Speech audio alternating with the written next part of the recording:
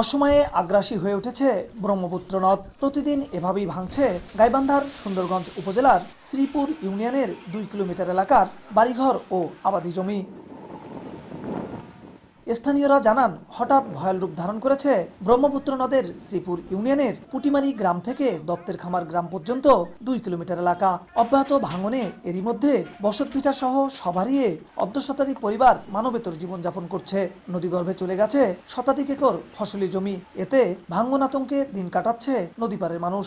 রাতেও আমাদের ঘুম হয় না, কারণ এই নদী কখন আমার কাছার ভাঙি নিয়ে যায়। আমাদের যদি এই বাড়ি ঘর দুয়ার ভাঙি যায়, তো কোনো বাসের ঝাড় ছাড়া আমাদের কারো বাসের ঘর, কারো হাতে বাড়ির পিছনে ছাড়া কোনো বুদ্ধি নেই। আগামীতে যাতে আমাদের এমনভাবে একটা বড় কাজ হয়, যে কাজের মধ্যে আমাদের এই জায়গাটা রক্ষা পায়। প্রতিদিন জিও ব্যাগ ফেলে ভাঙন প্রতিরোধের চেষ্টা করা হচ্ছে বলে জানায় পানি উন্নয়ন বোর্ড।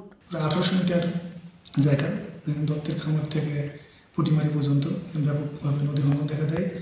যেখানে বসত বাড়ি আছে সেই জায়গাগুলোকে আমরা অ্যাড্রেস করে ইতিমধ্যে উদ্বোধন কর্তৃপক্ষের নির্দেশনার মোতাবেক 160 মিটার দৈর্ঘ্যে জিও ব্যাগ ফেলে ভাঙন প্রশমনের কাজ চলমান রাখছি। ব্রহ্মপুত্র নদের উজানে লালচামার ও ভাটিতে কামারজানি এলাকায় স্থায়ী প্রতিরোধের কাজ সমাপ্ত হলেও মাঝে 2 কিলোমিটার অংশ অরক্ষিত রয়েছে।